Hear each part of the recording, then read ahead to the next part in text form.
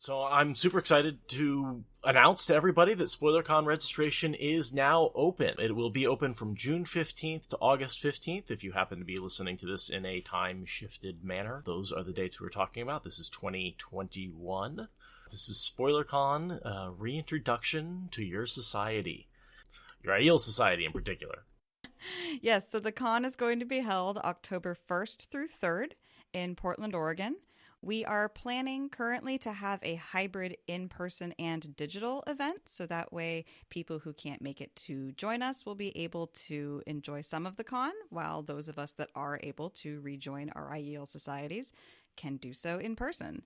Registration in person will be $120 and only $10 for the online version because tech does still cost something to run. You can register at spoilercon.org/registration.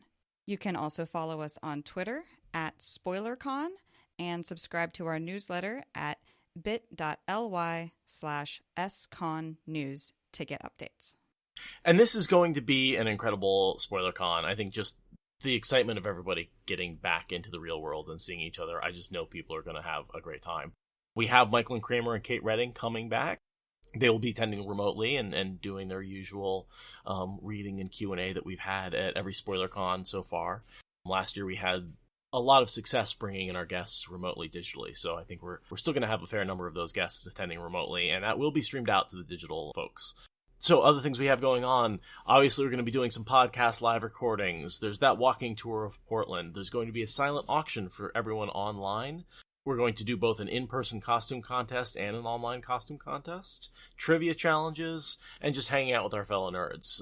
And, maybe a couple of surprises. The SpoilerCon committee is still working on a few things.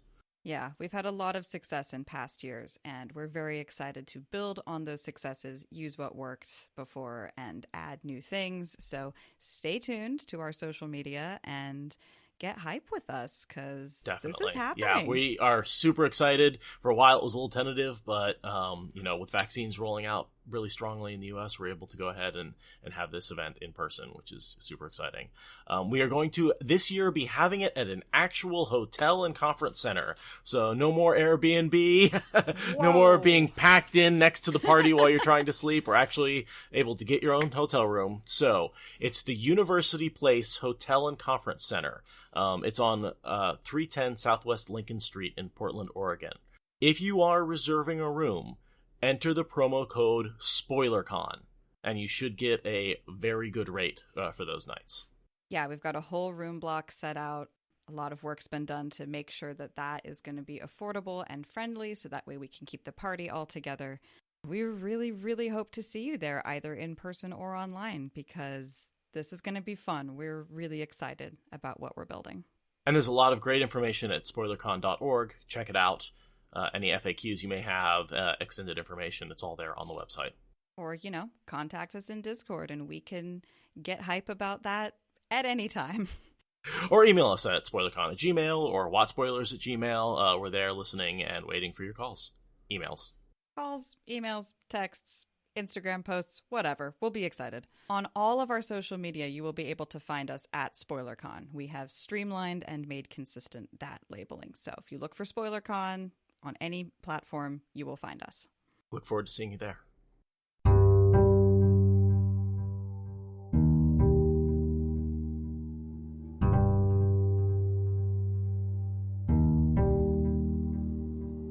I just have so much frustration with most of this chapter. This is the Wheel of Time Spoilers podcast. So today we are guestless, just Seth and I, and we are reading Chapter 23, Next Door to a Weaver, and our symbol is the quintessential icon of the series, the snake and wheel. I mean, this is, in some ways, a monumental chapter. This is the discovery of what becomes the discovery of the Bowl of Winds. Yeah. It's just really boring and frustrating when you know every mystery and uncertainty that comes out of this chapter. They're very surface level mysteries in this chapter. Very individual mysteries that, once you know them, well, they're not that hard to suss back out again. And Yeah, and it introduces us to the kin and some of the principal characters of the kin who, like, you may love or hate, but this is really where they start showing up. So it's a very quick overview, and there's probably not a lot for us to talk about. Some name salad. But some name salad coming our way. Yes. Yes, some cameos of people who will become other people. It's fine. Don't worry about it. Okay. Nyneave did want to talk to Elayne, away from the innkeeper's ears, but she did not find the chance right away. The woman marched them out of the room, doing a fine imitation of a guard on prisoners, her stony impatience undented by the wary look she cast at Matt's door. At the back of the inn, a set of unrailed stone steps led down into a large hot kitchen full of baking smells, where the roundest woman Nyneave had ever seen was wielding a large wooden spoon like a scepter, directing 3 others in sliding crusty brown loaves from the ovens and replacing them with rolls of pale dough. A large pot of the coarse white porridge that was eaten for breakfast hereabout bubbled gently on one of the white-tiled stoves. "Enid," Mistress Anan addressed the round woman, "I am going out for a little while. I need to take these 2 children to someone who has time to mother them properly." Wiping broad, floury hands on a piece of white toweling, Enid studied Nyneave and Elayne disapprovingly. Everything about her was round. Her sweaty, olive-skinned face, her dark eyes, all of her. She seemed made of very large balls stuffed into a dress. The marriage knife she wore hanging outside her snowy apron sparkled with a full dozen stones. "Is this the pair of barkers Kyra was chattering about, mistress? Fancy bits for the young lord's taste, I'd have said. He likes them with a bit of wiggle." That amused her, by her tone. The innkeeper shook her head in vexation. "I told that girl to hold her tongue. I won't let that sort of rumor touch the wandering woman. Remind Kyra for me, Enid, and use your spoon to get her attention, if need be." The gaze she turned on Nyneave and Elayne was so disparaging that Nyneave nearly gasped. Would anyone with half their wits believe these 2 were Aes Sedai? Spent all their coin on dresses to impress the man, and now they'd starve unless they smile for him. Aes Sedai. Giving Enid no chance to answer, she seized Nynaeve's ear with her right hand, Elaine's with her left, and in 3 quick steps had them out into the stable yard. Yeah, so I mean, it sets up the situation between them and Satalle Anan and what she thinks about them. Slight tangent right to start us off. I got in discussion with my new boss, and she completely brought up that she's a fairly skinny and a cook. And she was like, that whole don't trust a skinny cook thing just drives me nuts. And I was like, oh, so that is essentially not... I didn't realize that was not a Wheel of Timeism, that's something that, like, is entirely spread around. It makes sense. And our discussion led to the conclusion that it's not that you shouldn't trust a skinny cook, because cooks run around and we're always busy and moving and we lose weight and we don't always want to eat everything because we've spent all that time cooking it, and it's like we've tried all the ingredients, we don't need to eat the final product. You shouldn't trust a cook who has a skinny spouse. That's right, and that's why I think it's so important that the innkeeper is fat, because the innkeeper is the one who hires the cook, right? So the innkeeper isn't necessarily the one cooking, he's eating the cook's food. That makes sense. So the Wheel of Time actually has it more accurate with never trust a skinny innkeeper. Rather than never trust a skinny cook. That's funny. But it makes sense. I mean, yeah, that just makes sense. There's Enid for you, but she's actually a skinny fat cook. So that is the one difference, is there's in Wheel of Time they do have a few fat cooks. Well, I think she's also basically just a reskinned version of the White Tower cook, whose name I'm completely spacing on right now. It's literally just her in Ebou Dar. Well, Satalle Anan, wants something that feels like home. Right, yeah, exactly. And she may have helped her escape. Well, she was probably too young then, but she does talk about all the trouble she got in when she was a young girl. And Laris, yes. And so I have to wonder if maybe Laris is, gotten a lot of trouble as a young cook helping... Well, I guess she wouldn't have necessarily helped her escape because she was stilled. Yeah, no, she slipped away. No one was trying to keep her in, but... But we've speculated in the past that Laris is connected to the kin because she helps the girls escape, and it seems like something she's done before. Oh, yeah. She has to be part of the kin's network. Absolutely. There's zero chance that she's not. But yeah, it very much feels like Jordan was just round, wields a spoon, keeps the girls in line with minor physical abuse and has strong opinions. Like, we don't need to, create a whole new character. What do you think the rumors that she's talking about that Kara is spreading? That it's a brothel. Yeah. That's what I was seeing. I still think that Matt was totally sleeping with Kyra. I'm completely still on that fence. But I think that Mistress Anan is like, she does not approve of that, and certainly does not approve of that just being like a random rumor that just exists. Like, if it happens between a paying customer who's been around for a couple of months and one of her like most trusted servers, maybe that can slide. But like random floozies coming by and just hooking up with customers, not okay. Even a rumor of that, she'd go up in smoke. Yeah, so I'm thinking it's maybe just not the kind of place that you rent for an hour. Exactly. She does not want anyone coming by and asking about half-day rental prices.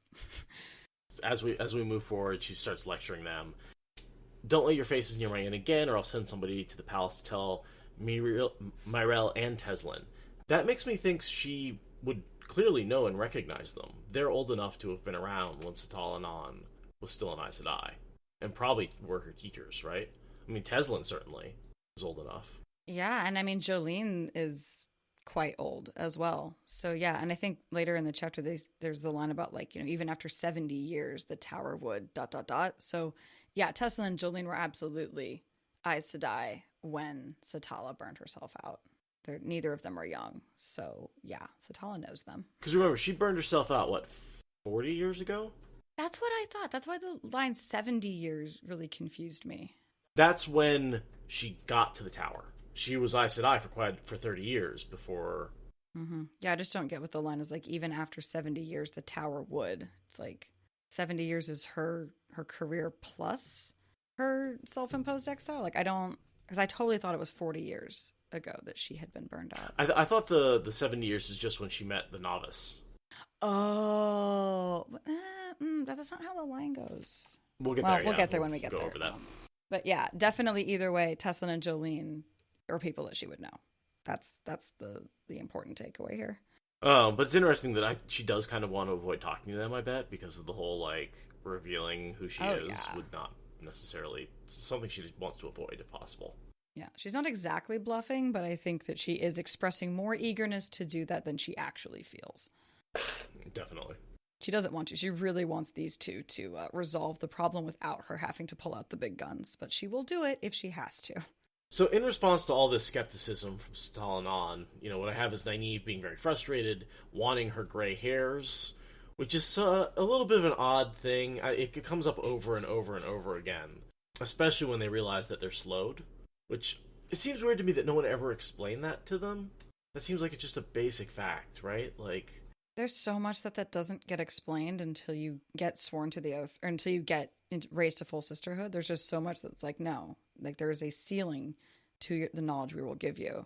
We even get that later when Adelius and Van Dien explain about the kin to Elayne, and they're like, there's just stuff we don't tell novices and accepted. Like, you don't get, and like, I mean, in New Spring, it's like you have a whole new education once you gain the shawl. So, plus there's the prohibition on talking about aging because the oath rod halves your lifespan. So I think that it's one of those things they just don't talk about. Even if they all know, they figured it out through osmosis, which is... Or black Ajahn manipulation. Yeah, sure. I do like, though, the Tropin version of this pretty young woman who's super powerful, just, like, desperately wanting to show signs of aging. I wish I looked old. Like, it's a Tropin version, and it makes me happy.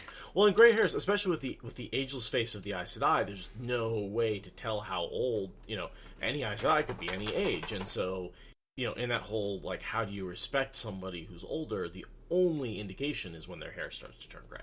Right, yeah. And then Nyneave, like, learns that she doesn't even look her actual age. And it's like, you were already hoping for gray hairs, thinking that you look 26.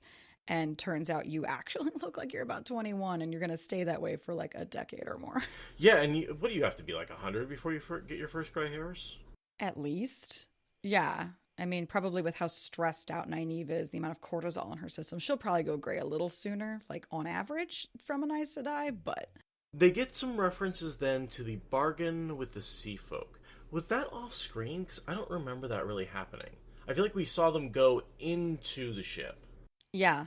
It sort of wraps up with like the two of them realizing that they're completely out of their depth and then smash to black for the end of the chapter. And then the next time we see them, they're back. They're coming back from that visit to the Terrasen Palace, right? So this is where, like, that's one of those things where I do forget about this bargain, and I'm always like, wait, when did that happen? But because it does happen kind of off screen. We see them set it up, and then... Yeah, we learn about it in trickles over the next, like, dozen or so chapters, and even then some of the details don't come out until, like, future books. It's a very slow process to learn about it. The deal is basically, like, you will help us use the Bowl of the Winds. Once we have verified that the weather is changing, you will get the Bowl of the Winds, and we will send sisters to help train you in the weaves that the Aes Sedai know. Even though the Sea Folk have to be set straight on a few of those details. They're like, we did the Bowl of the Winds thing, so we get the bowl. And then they're like, no, you have to wait until it actually works. And then there's like, we're going to send you teachers. Okay, well, if you're not going to give us the bowl, then you just have to give us teachers right now. And there's a lot of continued negotiation, which is mostly how we learn what the bargain originally contained. But it's a mess. And I'm kind of glad that Jordan didn't make us read the blow-by-blow of how it got arranged. Well, and I'm glad that it was able to be renegotiated. We were able to say, like, let's renegotiate a new treaty that replaces that old one because nobody's happy with it. Mm-hmm, mm-hmm. Which just tells you, like, yeah, they kind of failed in that bargaining. I mean, they got the Bowl of the Winds to be used, but there's a reason they're afraid of Egwene. She should be pissed about this. And she is. She's like, how could you do this? And yeah, no, they got exactly the bare minimum out of that bargain. They did not get a good deal. They just got the world-saving bare minimum. Which I think the reason that happened is because the Sea Folk were like, anything to get our hands on the bowl and use it, because we do need to, like, save the world a little bit, slightly. These girls, they have no idea how to use it. You know, and they don't even know how badly they would be screwed without the Sea Folk. Oh my god, no. They probably would have, like, killed themselves and hastened the end of the world if they had tried it on their own. Yeah, there's a good point that Keith is making here, that we don't really see much in the negotiation, even between the Sea Folk and those Aes Sedai. We see that little bit with Rand, and then he has to go. Maybe just like Jordan didn't really want to write those. They're not the most entertaining thing to write. Yeah, no, and the entertaining one is when Matt is like, the bargain is that I won't be bloody, and you will agree to whatever my friends say, which is like, yeah, that's a pretty quick bargain. Daughter of the Sands. Yeah, for sure. But yeah, I don't think that negotiations are generally compelling writing. It's like politics on steroids for being boring. Not unless you, like, there's some ways to pull out suspense with that, and, like, if you know something that they don't, and they're waiting for them to pull it out, and, like, there's a few ways to build in some fun negotiations. But the Sea Folk are just, like, economic engines, so... Well, and they don't bargain fair. They are rules lawyers. No fun. I hate playing games with the rules lawyers. Like, let's just have fun, right? Like, yeah, obey the rules, but, like... If it's technically one way or the other, and in good faith I thought that was the rule, let's just go with it, you know? Mm-hmm. But the Sea Folk have made rules lawyering, like, their superpower. And they set the rules. So they write the rules and they interpret them. It's a fox guarding the hen house situation. It's not fair. It's fair on paper, but it's not fair. You know, I think I'm starting to favor the Sean Chan in the Sean Chan versus Sea Folk battle. What do we say about a bunch of rule lawyers at the bottom of the sea? A good start. Sorry, Keith. Not sorry. I did have like an entire month at one point where I thought I wanted to be a lawyer, and then I realized I hate arguing. I was like, okay, nope. Backing away from that entire daydream. Nope. I like to argue about things when it doesn't matter. Yeah, and all the paperwork is a nightmare. Being part of a messed up industry is kind of messed up. The problem is we're out of non-messed up industries. Between healthcare and the legal system and the food service industry, I can think of an extreme number of victims and unfairness in all three of those systems, and it's the three biggest employers we got. Mm-hmm. Yeah, no, to paraphrase a quote from, I think, Winston Churchill on democracy, democracy, what do I think of it? It's a terrible idea. It's but it's the best one we've got. I feel like that can be extended to so much of these large, massive systems. They're so intrinsic to our way of life that it's like you can't just yoink them, but also like, please, can we burn it to the ground and start over? Please. Don't know what we would replace it with, but like, oh my God, this sucks. In a lot of ways, we're sort of stuck with the momentum of the system that we have in place, and we didn't necessarily, it's not the best system. I see in big organizations with technical debt, where it's like, we didn't choose the best system to start out with, but we've got years of work put into it, and restarting is going to be worse than continuing with what we've got, and so jumping the shark from one to the other is almost impossible to do for a company with any amount of momentum behind it, because there's so much technical debt built into it. And that just happens at a large scale in our society with mega structures that we've built to house the population. And one of the ways we've changed that in the past is by like, hey, let's all go to the US where there aren't any people. There aren't any people with guns to fight back against us, so we can go ahead and restart society and try again there, you know. So, and also like steal a whole bunch of their ideas, because the civilizations that they have are actually really dope and way better than ours. So we will take their ideas, reskin them, flip them inside out, take out all the good parts, misattribute them, and then not notice when they die of smallpox. Oops. Yeah. I mean, the Iroquois gave us a lot of the underpinnings for our foundational documents, even though they aren't in the footnotes. So that's a thing. Native American history is something I've learned a lot more about since moving to the Pacific Northwest. It's amazing how much of the East Coast and the South just forgot about it. Just because there is no, there's almost no reservations out there. And so... Yeah, we live on the western edge. And so one of the things that we've been able to...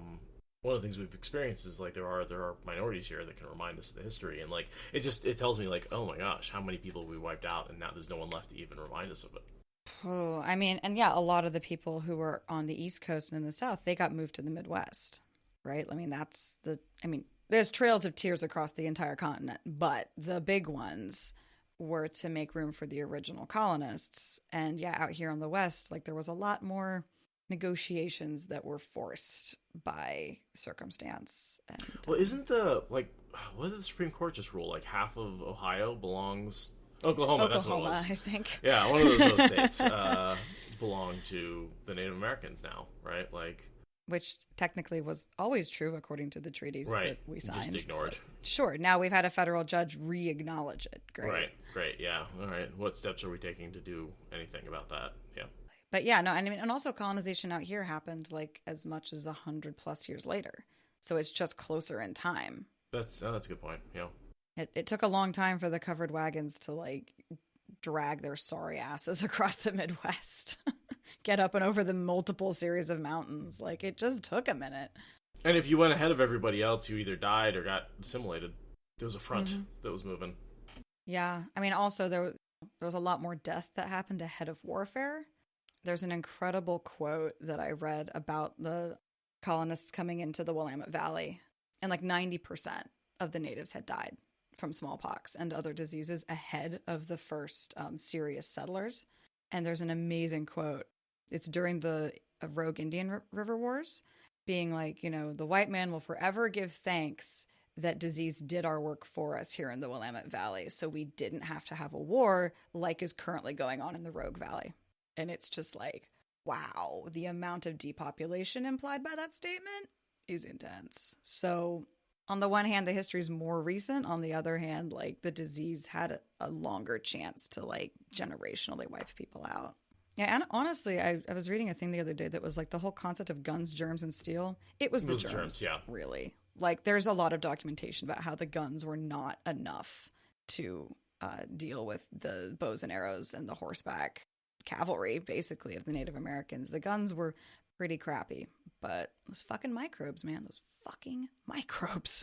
I was watching a video that went pretty deep into the scientific basis of where they came from and why Europeans wiped out Indians and not the other way around. Indians, Native Americans, and not the other way around, is because of our livestock, essentially. We had a different kind of domesticated animal that we lived closer with, and essentially we had swine flu and bovine flu and all the poxes, all, you know, basically. Were entirely came from the animals that we lived with and in close quarters and survived.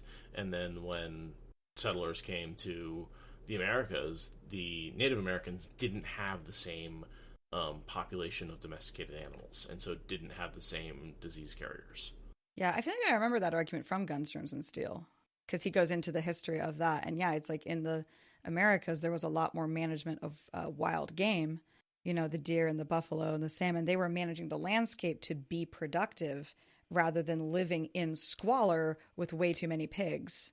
And that was more or less a function of just what animals were available for domestication. But the Native Americans did have their retribution in syphilis. Yeah.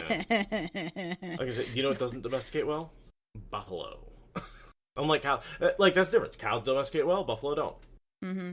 Yeah, same with like zebra. They don't have a head like pack leader, so humans have never been able to domesticate them because there's no like social structure to co-opt. Whereas with horses, herds have leaders, so if you can dominate the herd leader, you can create a working relationship with the whole population. Which is why Tuon should not have a razor. Jordan, you can't just make it stripy and say that it's a horse that's cooler than a... Just make a damn unicorn, honestly. Whatever. Well, at least they didn't call it a zebra, right? Then we can just pretend it's some horse that happens to have similar striping for genetic reasons. Yeah, which honestly isn't that unlikely. I mean, you can breed all kinds of cool color variations into horses. It's not that unusual, but it's always just like, zebra, they don't do that. Whatever. It's another turning of the wheel. Back to the book. So we get a discussion about the organization of, you know, basically that Nyneave and Elayne are hanging back and being like, psst, psst, this has to be an organization. It's a bunch of people who are like, have the circle and are organized, and 50 people. They have to know about the Ter'angreal. And Nynaeve's like having her big brain moment and being like, this is what's going on. And Elaine's like, fine. Yeah, I love Elaine's like rant that ends with like, I would hate to think I'm going to kick you the length of the Mulhara for nothing.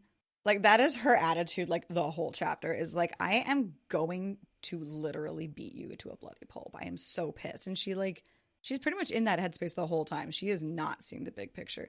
And arguably, Nynaeve is only seeing the big picture as a way of avoiding Matt. Right. But still, she is having, you know, a much more bird's eye view of the whole thing. And for once, actually being the smarter of the two. Elayne is being very petty. I think because she hasn't had enough morning coffee yet. I just think it's because she's focused on her goal and of going and organizing and like doing the search and getting Matt, and like that's been her thing all day, and she's just not pivoting in the moment, and she's like very just blindsided. And Nynaeve is like, oh, here's a path we can take. And that, yes, absolutely, like motivation for taking that path is like, maybe this way we can avoid giving Matt credit, which she can't.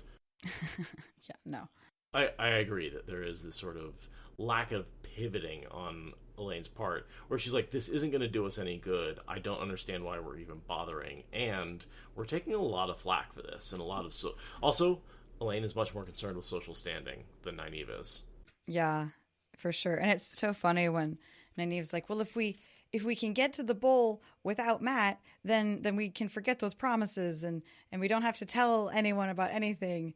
And then Elayne dashes all her hopes by saying, yeah, I think you're right, but I'll have to ask Aviendha. And it's like, Nynaeve knows that this will not fly with Aviendha, which is just like, you might not understand this G whatever, but you kind of do, because you know what's not going to pass muster with Aviendha. Just a little bit. Yeah, that's a good point, that Aviendha's a bit of a Jiminy Cricket in her ear. Yeah. For sure. But yeah, Elayne cares more about Aviendha's opinion than about avoiding Matt, which arguably more reasonable priorities, making nice with your future sister wife than avoiding being a responsible adult to one of your party members. I'm with Elayne on that, even though she is being the petty, small-minded one here. It's because this is all bullshit. Question. Here's a sentence. At times, Elayne in a taking was better than Elayne thinking clearly. What is in a taking? So this is... The paragraph begins, Matt Cawthon, his name boiled in her head. I always thought that was like riled up, pissed off, in a fit, having a grudge. That was how I always interpreted it. TC Traveler, in her uppity snit. Probably the most accurate description. But yeah, I think just so riled up, you're not thinking clearly, right? Like, I mean, I certainly lose like half my IQ when I'm pissed off. So... Yeah, from context, that's what I assumed, but that's not something a phrase I'd heard before. I was curious. And a quick Google doesn't necessarily bring it up, because that phrasing doesn't really bring up that particular phrase. What I thought it was for a second may have been a typo where it was Elayne talking was better than Elayne thinking clearly, but that was, No. Also, so this line here where Nyneave is like, a clear blue sky mocked her weather sense that told her a storm was right on top of the city. She always attributes that to being like storms with people and like social events, and it's like a kind of foretelling. I always have interpreted this to be just like she's sensing what the weather should be. If the Dark One wasn't manipulating it, because it's supposed to be winter. And I don't fully buy that it's a people thing. I think that it's the weather as it's meant to be. I mean, I think it's kind of obvious as the Sean Chan coming. And then there's that, because they're like, what, a week away from landing or something like that? I have a lot of issues with the like singular deus ex machina of Nyneave can sense the mood of the fate of the people. It's just like, what kind of weird ambivalent OP power is this? I mean, it's all the stuff with the pattern. The pattern talks to people. It talks to Min. It talks to Nyneave, right? Like, the pattern is a thing that people can sense and play off of and respond to in a way that our world, which is random and uncaring and awful, doesn't, right? Like, there's a creator, there's a weave, there's a pattern. All of those things have agency. And that, I feel like, is what she's responding to. All right. I still think that there should actually be a raging storm over the city, like a literal storm, and that's what she's sensing. But I can accept that canon and consensus disagree with me. Doesn't mean it's not headcanon. That's what headcanon exists for. Mm-hmm. Yeah, that's more like, that's purely emotional headcanon. But I do like the idea that the reason her weather sense is all fucked up is because the Dark One's been touching the world, and the weather isn't what it should be. And I like that, like, that she's sensing what the weather... Right, yeah, like she listens to the wind, and the wind is being manipulated by the fucking devil. That should be coming through her sense. Or we can just go with both. All. Yeah, I mean, my theory is always that she senses trouble coming for people, and when you're a farmer, that's bad storms. Yeah. And when you're Aes Sedai protecting everybody and fighting against the Dark One, that's bad things happening, you know? It's just, when bad things are coming, that's she just can't tell the difference between, in her mind, a storm that's weather-based and one that's people-based, because they're just bad things happening in the pattern coming. Sure. Yeah, sure. I mean, yeah, everything is connected, particularly in this cosmology. So, that works. There's a bunch of little clues here that Satalle Anan used to be Aes Sedai. I think she went to the tower once. Like, really? She knows things she couldn't otherwise. Oh yeah, or maybe she was an Aes Sedai who studied Terran for years and years and years. Concept. She's basically was like Elayne, like what Elayne wants to be. I mean, she literally gets given this woman's story as a cautionary tale for why she should chill the fuck out, I think, in the next book. But let's, like... One of my favorite Satalle Anan scenes is when Matt hands her his Terran, the fox head, and she, like, just fawns over it for a second before handing it back. And which goes along with Elayne being like, that medallion is all the mysteries of the world wrapped up in one. I want to study it so bad. The two of them are very like-minded in that. Yeah, for sure. Also, there's some bit about the Ebou Dar as well. All the fishmongers were women, and most of the butchers too, except those dealing in beef. Just interesting. Yeah, just weird cultural world building for whatever Maybe reason. cows are big enough. Economic kosher rules. Exactly, right? Like, but I like that he does that. Like, people have weird rules around food all the time, right? Kosher being a prime example. That, like, Ebou Dar has their own, especially when Ebou Dar is so heavily gendered in their jobs. Yeah, there's this whole spreading of rumors thing that Satalle is doing, where it's just like, these are some flip skirts, and they're stupid, and you shouldn't take them seriously. Also, they're definitely not Aes Sedai. And she just makes sure that they're gonna, like, never be able to go to any restaurant ever in the entire city, basically. Yeah, and I think this is something that I feel like frustrates a lot of people. It's a frustrating feeling reading this. And again, that's where I come back to, I think Jordan is masterful at putting you in the shoes of the people, the main characters, is like, Nyneave and Elayne are incredibly frustrated. They just want to get to their goal, and they have to tolerate this woman doing these terrible things to them. It's just irritating. It's like, can we get to the end already? And it's like, that is what they're thinking the whole time. So, yeah, it's a painful trek for all involved.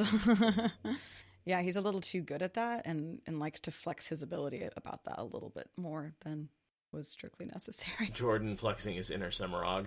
Yeah, just slightly. He's like, I know, I'm going to torture my readers a little bit. And I just know from the way he answered questions and the way he liked to screw with us. And, like, torturing us a little bit, just turning that key a little bit in this chapter. I'm not sure that's accidental. No, it's not. It's definitely not. I like that they call them honey kissers, which is just, like, another word for gold digger. Gold digger? Yeah. Yeah, no, it's remarkably evocative without actually having any true context. We all know what you mean when someone says a honey kisser. Mm-hmm. Mm-hmm. And that's remarkable, considering it's a new word that he invented. Yeah, and then never uses again. So they get to the house, and everyone is confused.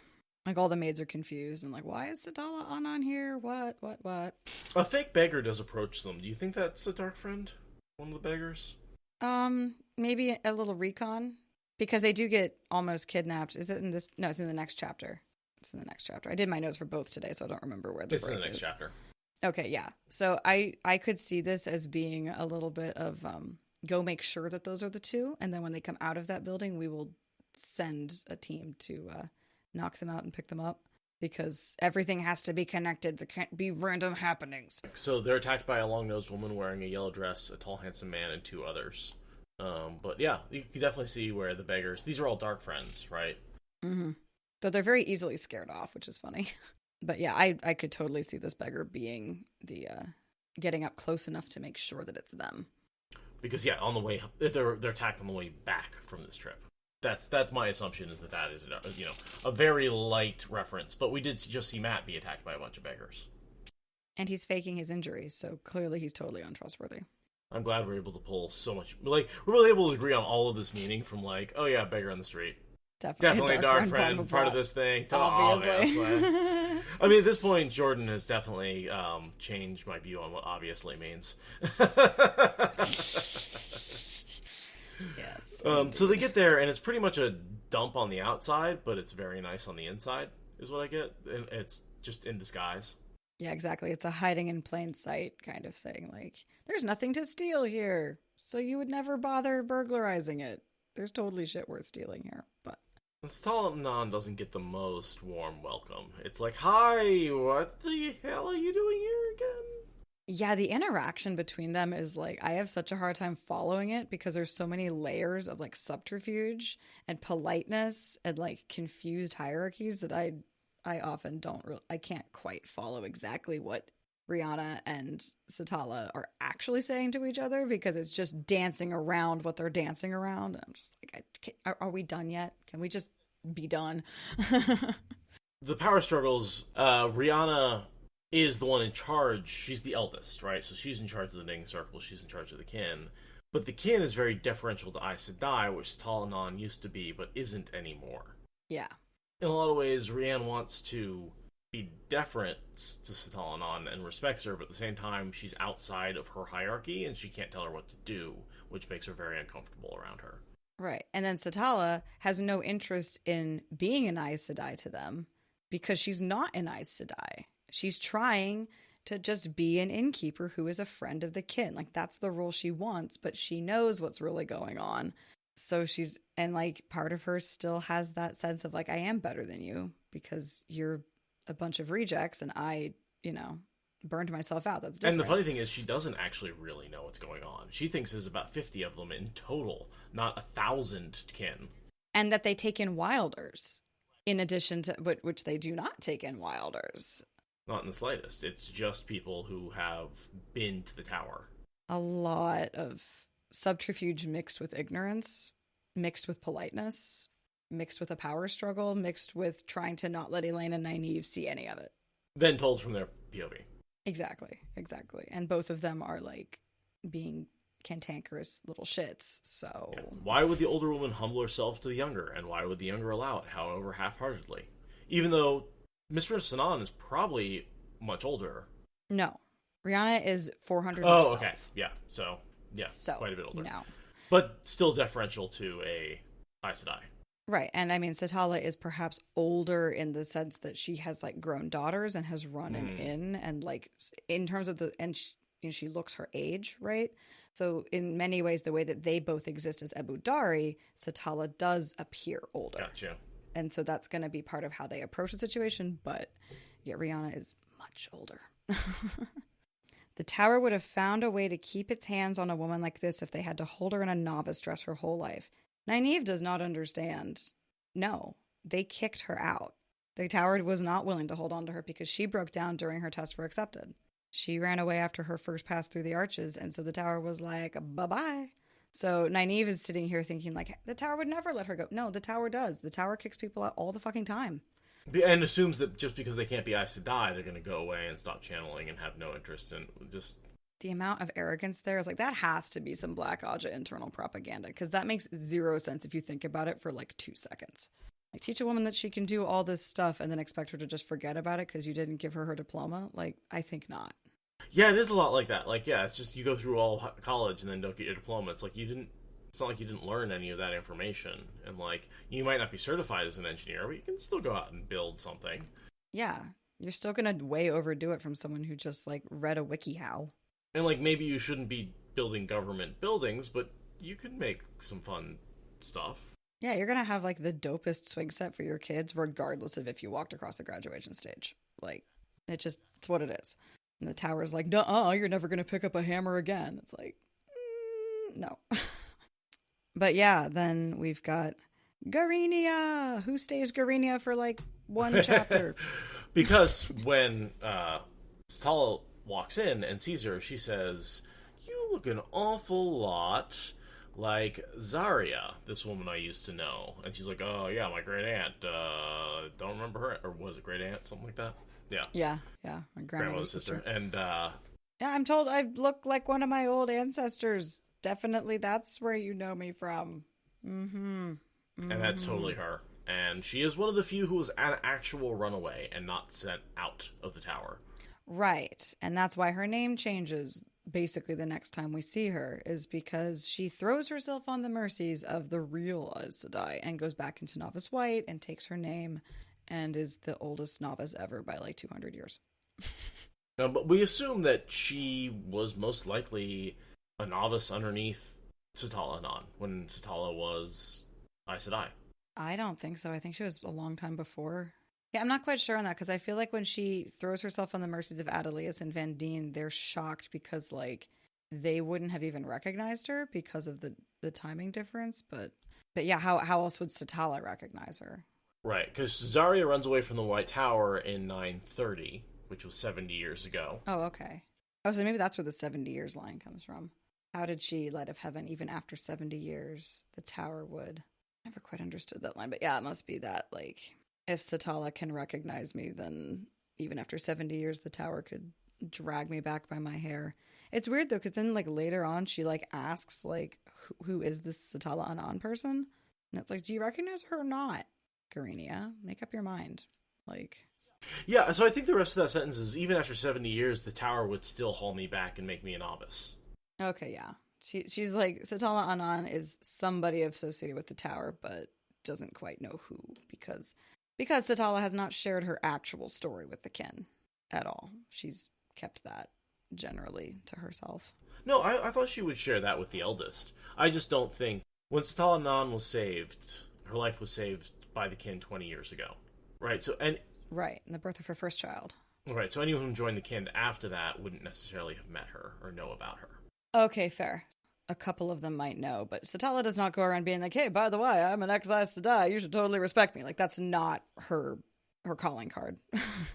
Yeah, and those who weren't in Ebou Dar wouldn't have known. Like, it would have been a small, yeah. And I'm guessing, like, the knitting circle all knows, because they probably shared it among themselves, but that would have been... Well, and Satalle probably brings them people now and then. This is probably not the first time that she's been like, oh... Random channeler, yoink, let me take you to people that can sort you out, so. I wondered about that, because it seems like this is not the normal way. They say if you had joined us in the normal way, we wouldn't be treating you so harsh. So it does seem to be that this is an exception rather than the rule. Right, but with Satalle being an innkeeper for so long, I bet that this is not the first time. Because she knows about them and goes and shows up and they know her. So this might be like the third time ever in the 40 years that this has been happening. Or 20 years that this has been happening, but... I kind of headcanon that she knows that they take in women occasionally, but she's never brought them anyone herself.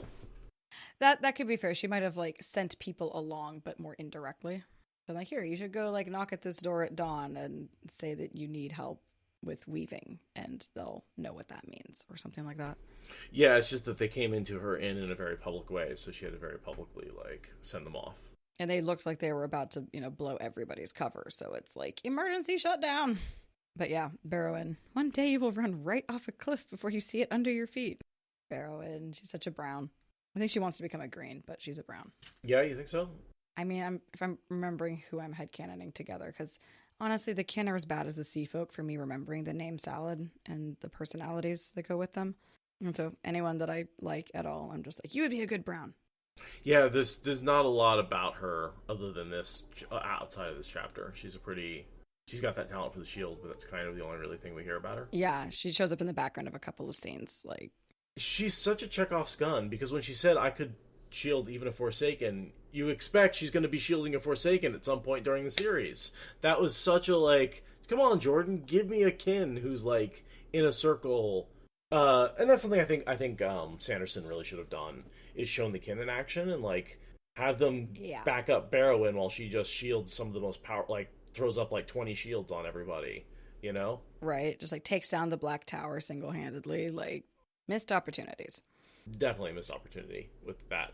And just this line, I could even shield a Forsaken. I was like, convinced at some point the kin were going to go up against a Forsaken and be useful. Absolutely, and it was going to be like the least of them was going to be the one that saved the day. Yeah, totally. And then, I think that is one of the things that really disappoints me about the kin and the sea folk, is they have so much potential to be interesting. Mm-hmm. Oh, there's a line here I wanted to point out. The tower would probably break up a quilting circle if the women in it could channel. A quilting circle? That's really close to a knitting circle. Handcrafts. He's just like, you're so close. But yeah, there's the whole thing about rules, proves of society, muckety muck sisterhood of wise women.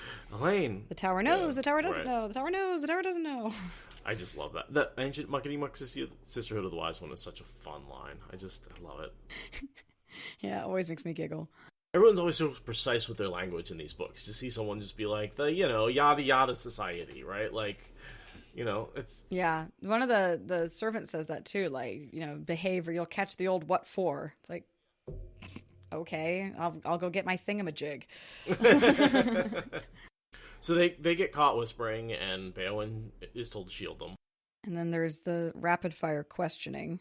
This reminds me of, like, almost every childhood movie where the kids know a secret and the adults are just ignoring them and asking them about irrelevant things. And they're just trying to get out, like, Mom, there's aliens outside the window, And the mom's like... Well, did you eat your dinner before you went exactly, a cookie? Yeah. And he's like, no, there's a freaking, like, laser powering up about to destroy us type thing. Like, that's what this feels like to me, is, like, the girls desperately trying to get the adults to pay attention to the important stuff.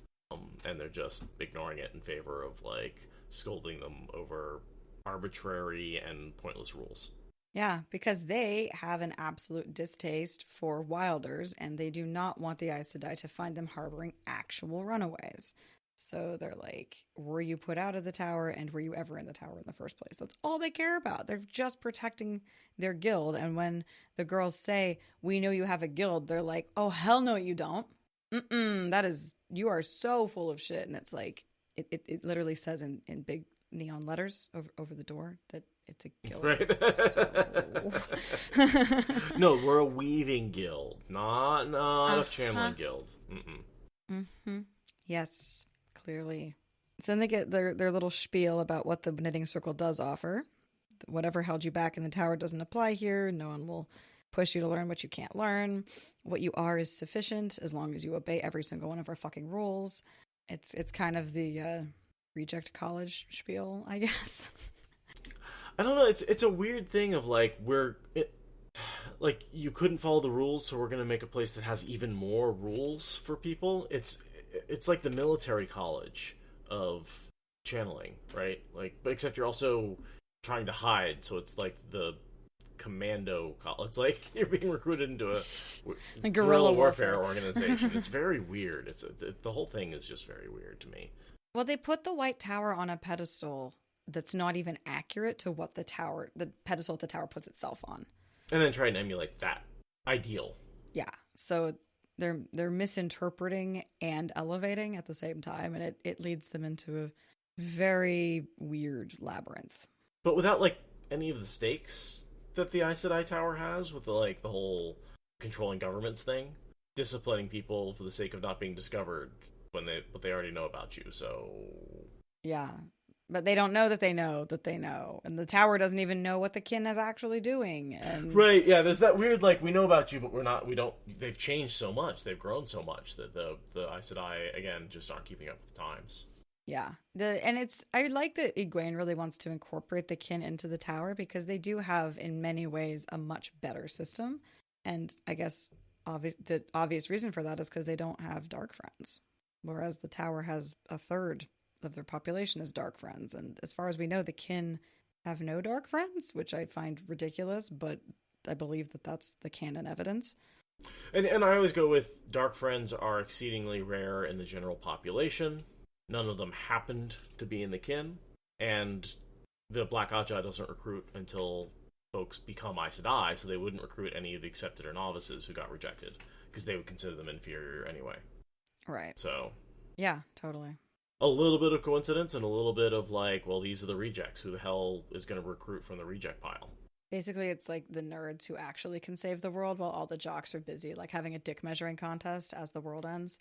Yeah, it's like two football teams. They don't go to the nerds to recruit. Right. But the nerds are the ones who engineer the stadium to not collapse under the weight of 1,000 fans. And provide the padding and the helmets and the scoreboard and the ball and yes. Who run the world? Nerds! Yes, we do. Don't fuck with us. We will bring it all crashing down at the click of a button. So then Elayne gets out of patience and is like, no. I do really like Reanne's comment on Nyneave. I suppose Nyneave was really there. If Elayne taught her to pass, she would have done better. Yeah, it's like, no, they're too bad at this to be anything but what they say. Well, especially since they kind of they suspect that Nyneave was an actual novice because she's stronger, whereas they're like, Elayne, clearly too young. Clearly, she's the one who really messes with everything because she is so young. Right, because she looks like she's 17. Right, she hasn't slowed yet. There's also a comment, I feel like, after they leave, where one's talking to the other. I think it might be the next chapter, where they're like, she really was incredibly strong. Maybe she kind of with that kind of strength, can we afford to treat her like dirt? Yeah, that's the opening of the next chapter, and it's again, so close to getting it and so far from getting it. Here's a sentence: we have no truck with Terangrial or Angrial or Sangrial either. When she says we have no truck with it, she's not saying we don't have a truck with a bunch of things in the back. She's saying we don't participate. We don't fuck with that. But the reason they don't fuck with it is because whenever they find one, they just throw it in a hole. And what we're asking is, where's the hole? Right, and they're like, we don't have a hole. Nope, that doesn't happen because they don't have to not lie. Yeah, and this is clearly a lie, just straight up a lie. And in fairness, they don't mess with them, but they do collect them, if only to keep them out of the hands of others. That's a very Aes Sedai interpretation of the truth. We don't use them. We just put them in a storeroom and forget about them. It's where the word truck is doing a lot of work in that sentence. Yeah, for sure. You don't what with them? Yeah, so you do something with them. You just... So yeah, eventually they run out of patience. They try and proclaim themselves Aes Sedai of the green and yellow Ajah. Well, Elayne insists that Nyneave... Elaine's like, no, Nyneave, I'm done. I am done. And Nynaeve's like, but please. And Elaine's like, no, I will literally kill you right here, right now. I do feel like it's a good time to acknowledge, though, they're not getting any further. Oh, yeah, no, they were never going to get anywhere. Doesn't matter how long they begged. Didn't matter how thoroughly they begged. Didn't matter if they went out to the farm for a week. It was never going to happen. The only way this was going to happen was through Matt and bringing the other Aes Sedai. And It's just, no. This was a good start, but you have literally taken it as far as it's going to go. Mistress Corly gives them some coins and sends them on their way. Oh my god. 3 silver pennies. Get out of here or I will tell the Aes Sedai and the White Cloaks what's going on. Here, have $5 and maybe sell that fancy dress you're wearing. I did notice Nyneave didn't give it back, though. No, she didn't. No, she didn't. She definitely pocketed that money. Yeah, she was like, I'm going to need some, like, consolation ice cream after this awful morning. And there's a lot of continuous back and forth between the eldest and Nyneave. That's that whole thing about, I bet she can't find my hat, and she pops up with her hat at one point. Oh, yeah, with Elise. Yeah, Elise. Yeah, it's not the eldest, okay. but yeah. It's like the Mistress of Novices equivalent in the Gotcha. kin, honestly. She doesn't have a title. She's just Elise, but yeah, I think of her as like the kin's Mistress of Novices that everyone steps warily of, even the eldest. She's very much also a Nyneave character, which is fun.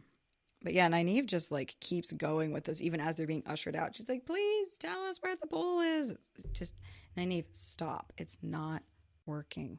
But, you know, as Elayne says, the blindest are those who keep their eyes shut. And that is Nyneave here. I think Nyneave interprets it to be about the kin, but it's about you, Nyneave. That you're not getting any further, right? Like, stop trying to make fetch happen. It's not going to happen. Like, we're not fetching the bowl today. We're going to have to come back with the actual Aes Sedai to make it happen, you know? Yeah. And then at the end, we get a really interesting little hint of how the kin's hierarchy works that makes them superior to Aes Sedai. Well, In wonder of wonders, the woman who would have stood very close to the top had she been Aes Sedai obeys one who would have been right near the bottom. well, that's because they are entirely based on age, not on power level. Right, which is not the best, but it is better. I don't know. The one thing I will push against on that is holding a lot of power makes you better at wielding the power. It makes you better at learning and keeps you healthier and makes you live longer. But it doesn't make you better at being a person and making decisions. No, but neither does getting older. I know a lot of old people who I do not agree with the decisions they make, and the older they get, the worse the decisions they make are. Like, and the kin can live to be like 800. Right. So So when you got some, I always think about it, I'm like, do I want Mitch McConnell around in another 700 years? Looks up the age of turtles. How long do turtles live? Or any of the politicians, right? Like, think change happens because people get old and die. Except when it doesn't. Or older people or younger people take over leadership, right? And that's what a lot of what we see with the Aes Sedai is these young women are taking over leadership with new ideas and a new paradigm. And so, like, yeah, age is one way to rank people. I still don't think it's a good one. It's just, I like it because it changes over time as opposed to the strength and the power, which is fixed. Yeah, these ironclad dick measuring contests are just like, no, stop. This is not. How about competency? What about a meritocracy? Is that so fucking difficult? And that's what I think the wise ones really go for, more so. Yes. But a lot of that is how much you believe you're good at something, which leads to flaws like Savannah. Right. It leads to excellent things like Soralia, Yes. but it also leads to Savannah. So. And that's where I don't think Jordan shows a perfect system of governance for groups of people, right? He shows 3 distinct alternatives that are not dictatorial. Yeah, and then you've got the Sea Folk, where the people who have the one power are inherently subservient to the people who have political power, who that changes on a very different basis, and their lifespans are much shorter, and that sort of keeps the people who have the one power more in check. Right. It puts them through cycles of power. Right, which is possibly the best one he came up with, maybe, but we don't get to see it enough to really see its flaws, so it's not really, we can't really compare it. It's fake apple flavor to a pear orchard. I don't know. Or you could just be the Aod and kill off anyone who gets to a certain age and enslave the rest. Every 7 years, they just happen to die. It's Gosh, fine. totally randomly. Or the Shan Chan, where it's just like slavery. Inescapable slavery. That'll keep them in control. You want power? Magical. No power. Yeah, and then Turon Grial to keep your Empress mind controlling everyone. Yeah, the Shan Chan do not rank anywhere near the top 3 of these 6 flawed systems. Yeah, it's almost like power makes people assholes, just in general. Except for me, I'd be fine with complete power. Absolute power. Yeah, I'd be fine. I would not become an asshole at all. No. Yeah, absolute power. Like, I think our brains just can't comprehend enough of what's going on in the world to, like, not be an asshole to somebody when we have that much power. World's a really big place.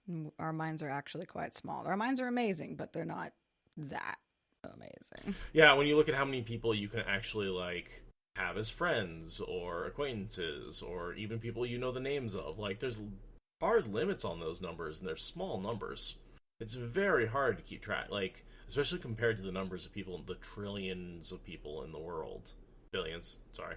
We'll get to a trillion probably if we don't burn it all down, but we aren't there yet. And then there's the concept of, like, a computer could be above all of this, right? An AI could hold all the factors, but those flowcharts basically inevitably lead to kill all the humans. Right, well, because we're flawed. We are a problem. We're a real problem. And we're kind of overcooking ourselves as it is. I think of the human race as an overclocked CPU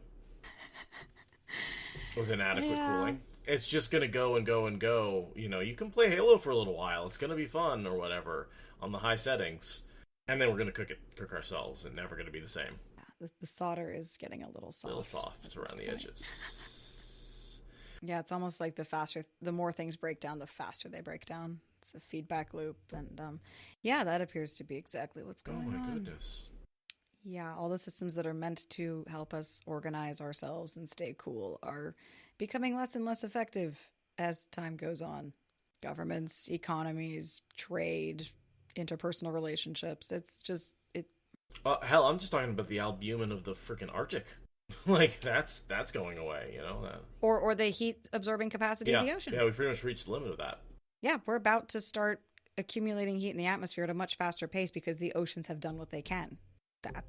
And then the albedo at the poles is just, and glaciers, if you have meltwater on top, their albedo goes down, so they melt faster. As fresh water comes off of glaciers into the ocean, it has a different melting point than salt water, so that's a feedback loop against the seafloor, and it eats out the glaciers or out the ice packs from underneath. It's just. Yeah, the next century is going to be a series of lessons in how bad feedback loops can feed back on themselves. And on that cheerful note, should we end the chapter? While Nyneave was still gapping, the shields were released, and she and Elayne were pushed onto the street, the door slamming shut behind them. I'm going to say gaping instead of gapping. While Nyneave was still gaping, the shields were released, and she and Elayne were pushed into the street, the door slamming shut behind them. Yeah, they get kicked out, and that's a good thing. Thank God that chapter is over. It's so frustrating. Just wait till we get to the next one. Ugh, I know, I did my notes for both today, and I'm just like, ugh, so glad I'm not in this situation.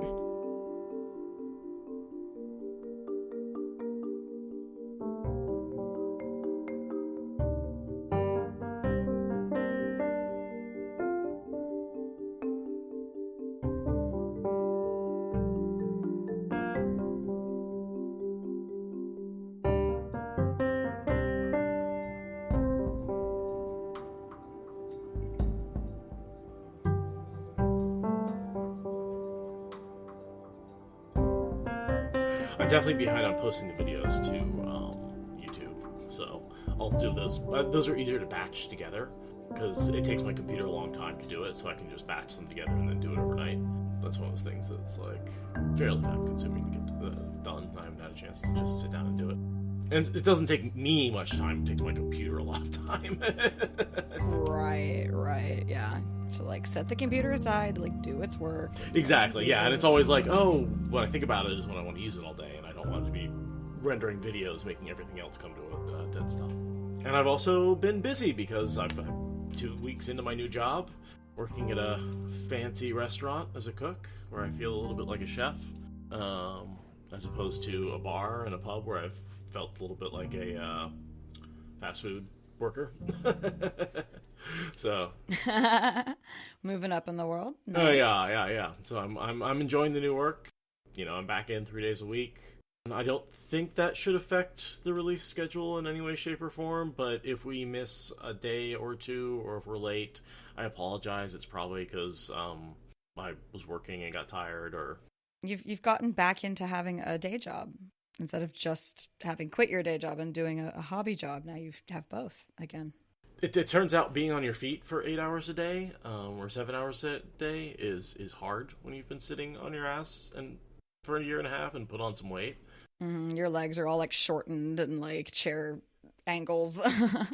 Totally. My back doesn't straighten up really anymore. It's just in a permanent chair curve. Yeah. And then I'm carrying around 15 extra pounds on my feet, and like that sucks. It sucks for 7 hours. Yeah, no, I mean, like a backpack full of textbooks sucks. Like attaching it to your flesh suit doesn't make it any less sucky. It's distributed a little bit better. Better for your neck, for sure. Not for my feet, I'll tell you that much. Yeah, the feet suffer. There's been a couple of days in the last week where I've intended to work, and instead I've just slept. Because my body is, I'm old and tired. Yeah, but you'll get there. Your job will make you get there. There's no doubt about that. You don't have a choice.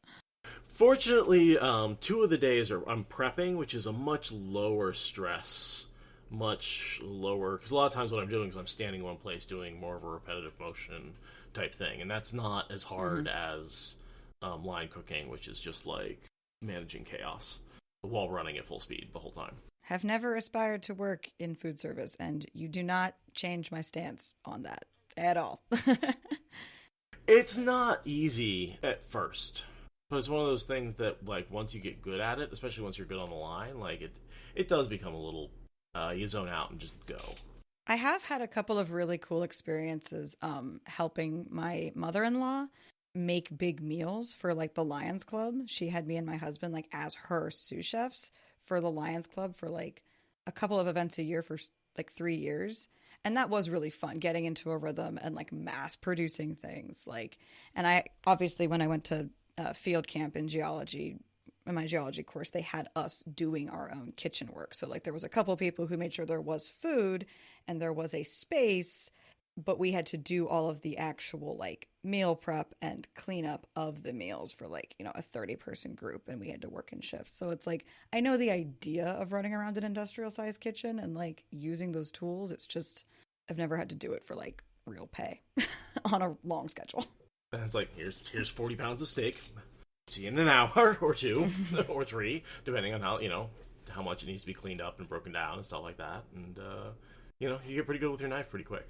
I think if it was the only thing I was doing for income and I was doing it 5 or 6 days a week and working doubles, I would hate my life. It's hard work. It's backbreaking work. The reason I can enjoy it is that I also have this podcast to be the other half of my work. And I still get to sit on my ass and talk about Wheel of Time, and I can sort of work 3 days a week and have rest in between each day. It's good for both your jobs because then you have a variety of tasks and, you're not always looking at a computer. You're also, like, working with your hands and having depth of field, and, like, that's really good. I will just happily stay in, like, hey, we can go back to restaurants and pay people to feed us again. I'm super happy with that being my return to society is, remember, you have to tip extra well now because the world is fucked. That's where I'm happy at. No, and most people are doing just that, and tipping very well when they're coming out to restaurants. Yeah, as far as I can tell, especially in Portland, which is such a restaurant. Everyone wants to go back out to restaurants badly. And yeah, there is a shortage of workers, right? Like, one of the reasons that my restaurant is able to staff up is they're like, yeah, we pay our back of the house just as well as the front of the house, which is rare among restaurants. Yeah, there's out in the coastal town near where I live, even the fast food places are advertising their pay, like, in the windows. Like, we need help and we will pay you this much. It's like, damn. Granted, it's mostly an old people town, so that might be the other reason why they don't have a lot of people applying to work. The labor market is fucked. Yeah, I mean, a lot of people have found other sources of income, other jobs they've been doing from home or other things, A lot of people have turned their hobbies into income sources. A lot of people have just moved on, Never has went from food service to real estate, not real estate, really? Renter, realty, like property management companies and stuff like that, So she went from being a server to being, showing people houses and doing paperwork. And there's Amazon warehouses, which are also have brought in a ton of people and pay, a minimum 15. They're not like fun jobs, but they do have a certain level of pay that you have to compete with. And yeah, and the unemployment benefits. Like, I'm not going to, I was able to stay out of the labor market as long as I could until I was fully vaccinated because I got the unemployment benefits for as long as I did, and because they were generous. What a fucking concept, making sure people don't, like, starve and go homeless in the middle of a crisis. Wah. And guess what? I didn't get sick. I didn't get the coronavirus. It worked. I didn't spread it. I didn't get it. I got vaccinated. That was the whole idea. That's why they passed that in the first place. Right, yeah. To just isolate until the storm has passed over you. I'm glad that, at least it worked out for a few people like you. I've gotten very lucky in a lot of ways during this pandemic to be where I was.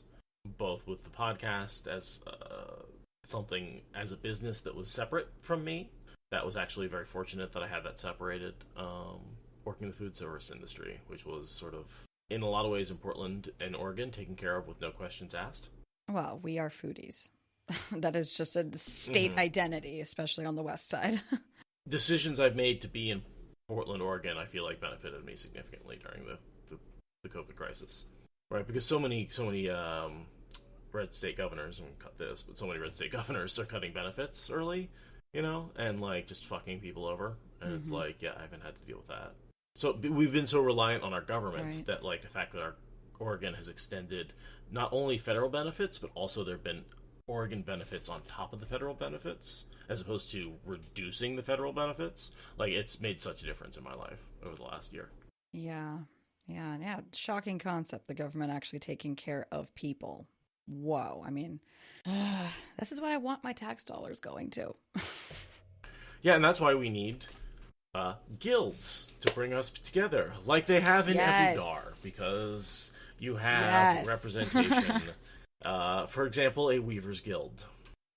Yeah, a guild for street sweepers, a guild even for beggars, so that way the beggars have controlled behavior and specific areas where they can do their panhandling and certain behaviors that will be roundly punished. It's almost like organization is a good thing for society rather than just go it alone and hope for the best. For example, the ancient muckety-muck sister of the Hood of the Wise Women. Yeah, I love that phrase. Which actually, going back to Oregon, muckety-muck or muckamuck is a indigenous, it's a Pacific Northwest trade jargon word, Chinook jargon. And it means, like, the head honcho or whatever. Brandon was recently reminding me of that like the head muckamuck is like the top guy. So in this phrase, it popped out at me in a whole new way when I was reading it, like muckety muck sisters. I'm like, I mean, maybe Jordan was going off of, like the origin of the term muckrakers. Like, I don't know, but it's Chinook jargon can show up in some random places. And that's a regional thing to us. I mean, it's got to be, though, something that's permeated American language. Well, yeah, and I mean, it also, like, Chinook jargon is a combination of a couple of coastal Indian languages, English, French, and probably something else, because it's trade jargon, so. Okay. That's something I don't know a lot the history of at all. I don't know as much as I should. Yeah, Chinook jargon was a trade language that came about at least as early as initial colonization. There should probably have been a trade jargon that existed before then, because the Pacific Northwest is so, like, got the whole coast to move up and down. Can you define trade jargon for me? So you've got lots of languages coming together in a way that has a relatively simple syntax and very descriptive vocabulary. So that way people can communicate for the purposes of trade without having to know an entire new language. So like Creoles and Pidgins generally would be in that category. So essentially you have two cultures who don't speak each other's languages, but they come in contact and generate some sort of cross-contaminated language. Yeah, you learn the words necessary for creating trade, and then you end up with something in the middle that's just like a hybrid. And then you've got words that didn't exist in either that have come about just through sheer use. And yeah, not something I know as much about as I should. Vaguely interested in it for several years, so it's a fascinating phenomenon. Isn't English basically one of those languages? If you go back far enough? With all the mix of French and German and Old English and Gaelic and all that Danish. Like, I mean, I don't know exactly how it came together, but it seems like it has to be basically all these people colonized England and ran into each other and formed a trade language that expanded out and became English. That does actually sound familiar because, yeah, so many people wanted to invade England and then trade with England and trade from England. And yeah, what's the meme about how English is now just like, you know, a bunch of languages in a trench coat, like beating up other languages and taking their vocabulary because, like, you know, fuck the rules. I've also got this book recently that my grandma sent me called The Joys of Yiddish. And it's really all about like American Yiddish, and the preface talks about how there's like Yiddish, English, Yid-English, and English. Like there's 4 different variations on like how you can approach it because of the way that like Jewish immigrants integrated with American society. And like there's words that only exist in like the Jewish population of America. It's not traditional Yiddish, but also like it's distinctly Yiddish if you look at the whole fabric of American society. And there's a lot of those words in regular English now, let me tell you. It's really easy to see how different languages spring up when populations can't travel. It's how easy it is for them to evolve and diverge based on the way people encounter each other and cultures and stuff like that. Like, I'm fascinated by the fact that, like, languages evolve in the same way that organisms do, almost.